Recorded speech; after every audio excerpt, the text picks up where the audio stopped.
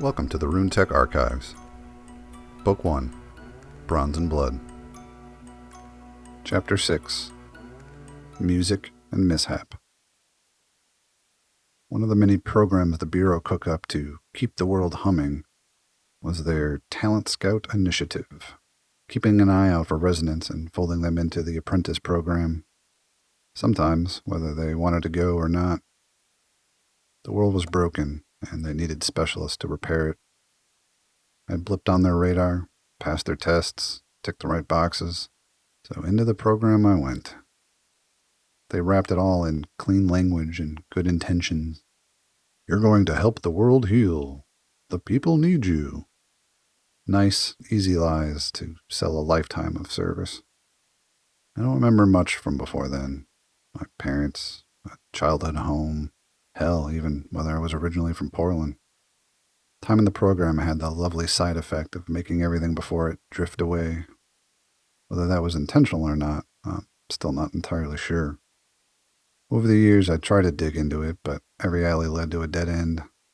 Eventually, I hit the point where it didn't really matter anymore. It's hard to miss things you can't remember. Once I got through their orientation, they handed me off to JR for the real work.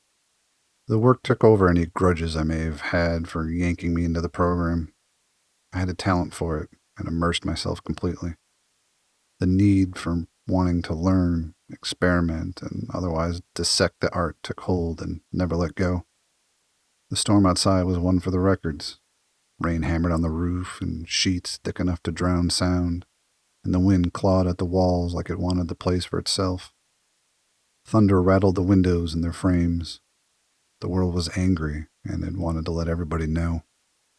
It was a rare, quiet night in the Gutterlight. Not a single soul, aside from JR and me, occupied the battered but stubborn building. The people of Portland had decided cheap beer and a half-functional jukebox weren't worth weathering the storm. Nights like these used to make me feel safe. Nobody sane went out in weather like that, which meant trouble usually stayed home. But lately, storms just made me restless. Like the city and I were sharing the same bad mood. Above, the ghostly jade lamps flickered and just about called it a day. JR had brought out a few oil lamps that he had lying around, just in case. The amber glow of the flames fought the ethereal green from the lights, making the shadows dance and shiver. "Focus on what you're doing, kid," JR muttered. I glared up at the lights, daring them to die out. They thought better of it. He sat on the other side of the workbench, hunched over that old blade of his, one of the few projects he actually enjoyed, and one of the few he made time for. The purr of our Runetech tools combined into a low mechanical chorus. The air tasted charged. His etching pen was a monstrosity of brass and gears, half engraving pen, half tattoo gun. Like him, a relic that'd been refitted to keep pace with the times. Mine was a newer piece, built for precision, still mostly factory parts. When I first started apprenticing under JR, the Bureau of Magical Engineering sent over a welcome to the club package. All the tools a young Runetech could need, shiny and new. I didn't know enough yet to make them my own. That didn't stop me from carving my initials into the grips, though. FC, Crooked and Proud. Back then, everything still felt like it could be fixed with the right tool. Most of JR's time went to either running the bar out front or handling all kinds of Runetech odd jobs. Some, the kind of jobs people preferred to keep off the books. He tried to walk away from the BME a few years back. Something to do with his last ward. JR didn't owe them a damn thing, and they knew it. But they also weren't keen on losing one of their best mentors. So they struck a deal. If he took on one more apprentice, they'd keep him on the payroll and stay out of his day-to-day business, barring anything illegal they happened to catch wind of. More often than not, he didn't let me assist on freelance gigs. But every so often, when the danger, or the payday, was light enough, he'd let me have a hand. By that night, I'd been with JR long enough to pick up a few scars and bad habits. Still a hard-headed kid, more pride than sense. Apprenticing under one of the best in the city. Assisting meant cleaning tools, keeping quiet, and pretending I understood the language of runes. Despite both our efforts, we'd grown close. The smell of oil and ether was church to me. 2 days prior, a man had come into the bar with a request for JR. As he entered, the regulars dropped their voices to a hush. Mumbles and whispers rode under the old-world tinny jazz seeping from the jukebox. A few patrons quietly cashed out, moving out of his way like he was contagious.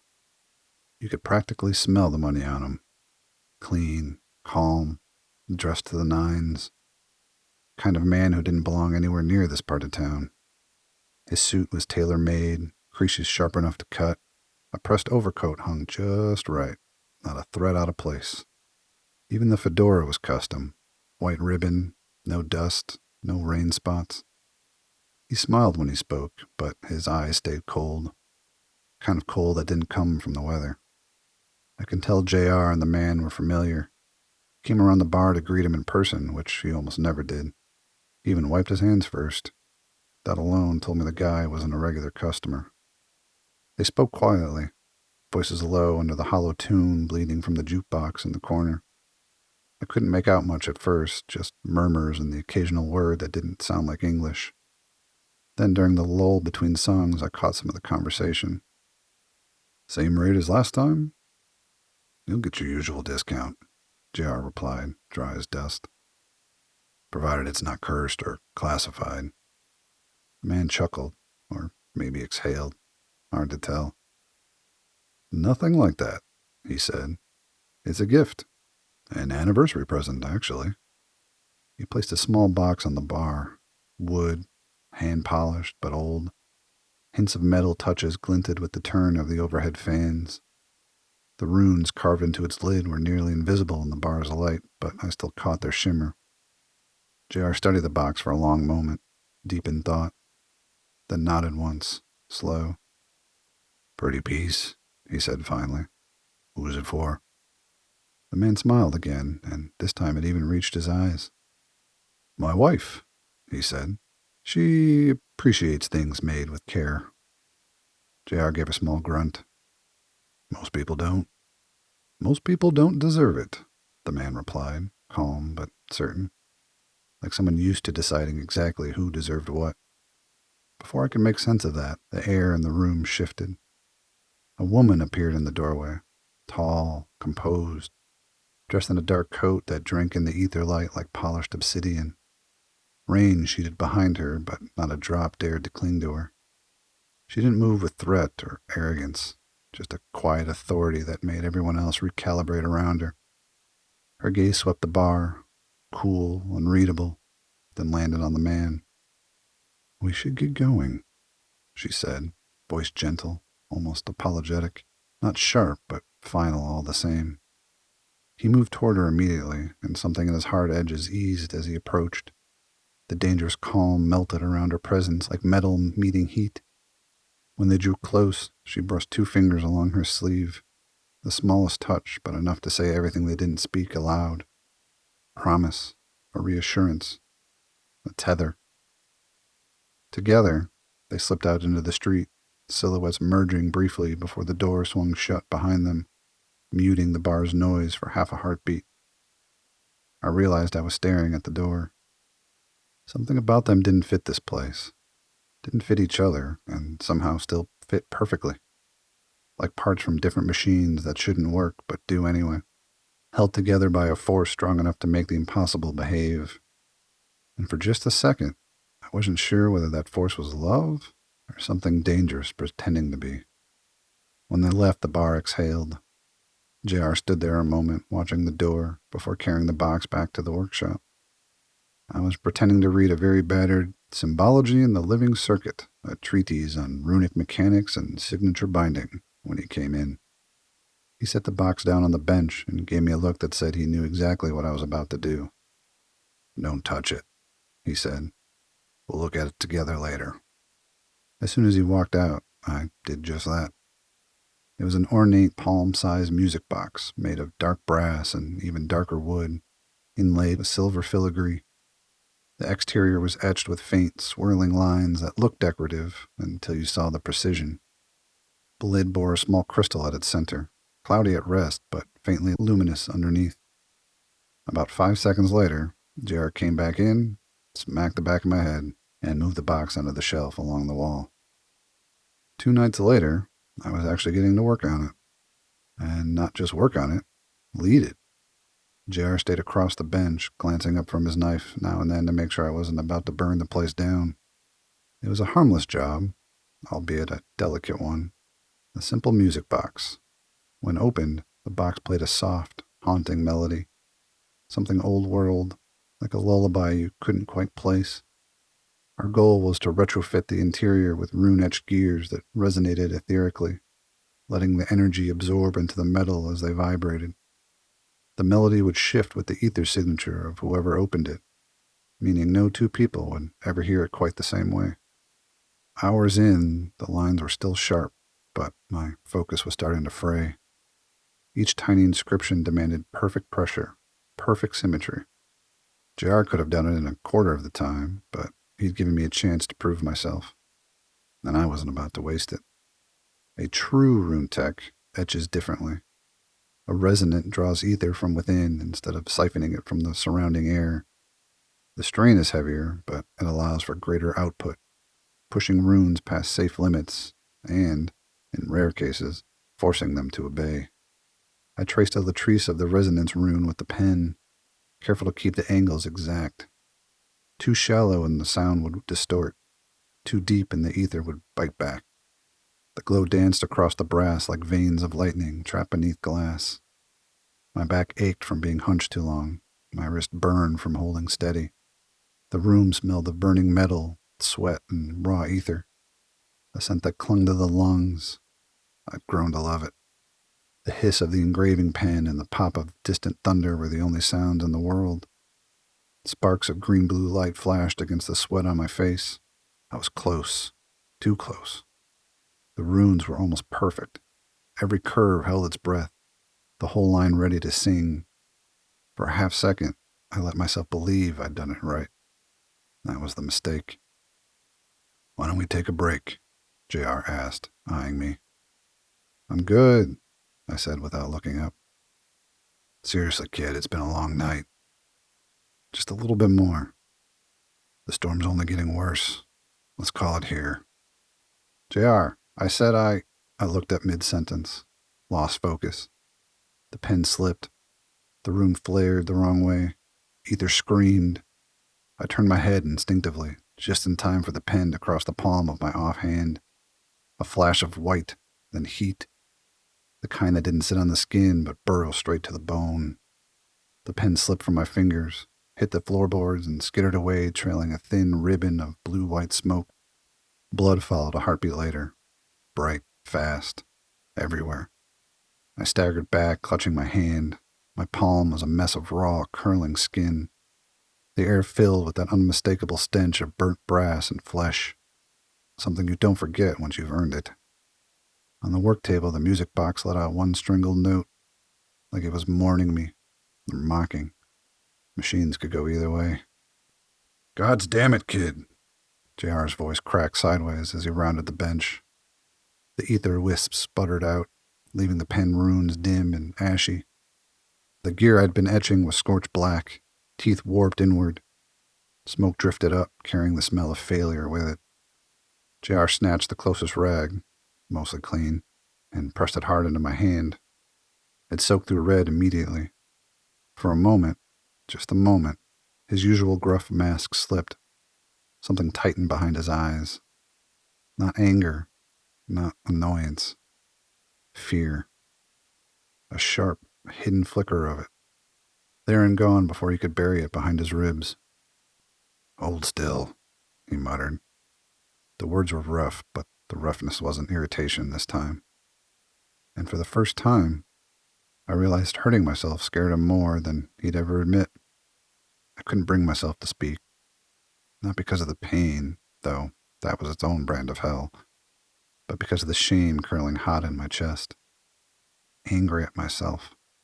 Afraid I'd let him down. He let out a long breath. "You gotta pay more attention to what the hell you're doing." I kept my eyes on the floor. "I'm sorry," I managed. He peeled the rag back. The cut was deep and ugly, bleeding again. "That's going to leave one hell of a scar," he muttered. He went to the wall cabinet and dug out the old-fashioned first aid tin. Older than both of us. Maybe older than Runetech itself. Like everything else in the shop, it still worked. "This stuff's no joke," he said as he began wrapping my hand in gauze. "It deserves respect. Don't respect it properly, and it'll make you pay." I can hear the worry under the words now, thin but real.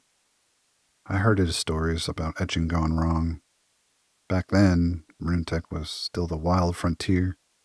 People died trying to make it work, often enough that it became its own statistic. "I know," I said quietly. JR tied off the bandage, his brow tightening as he looked me over.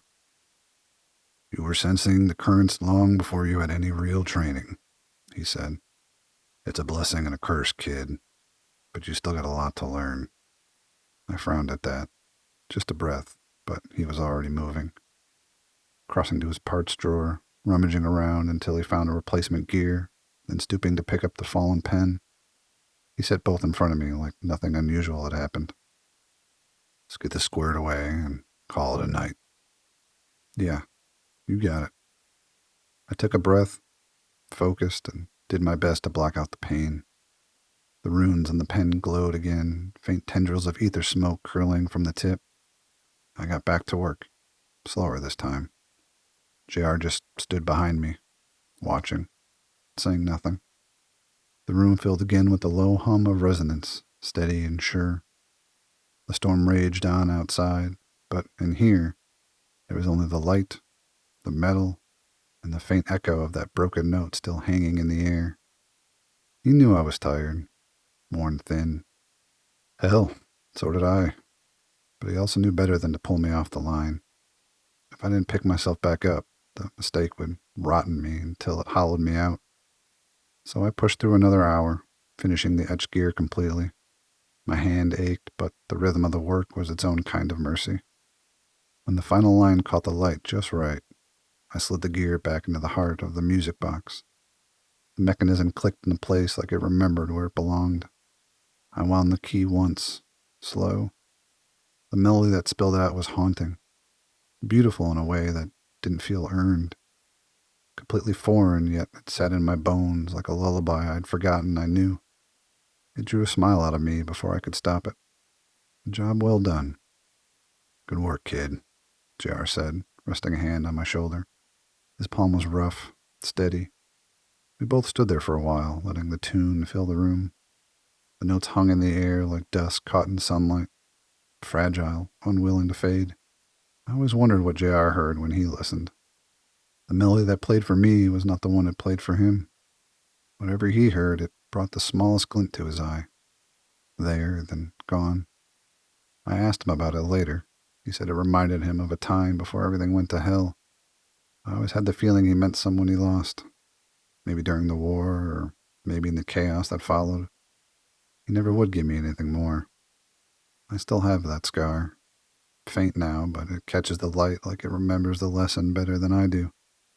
Some nights I swear I can still smell the ether burning.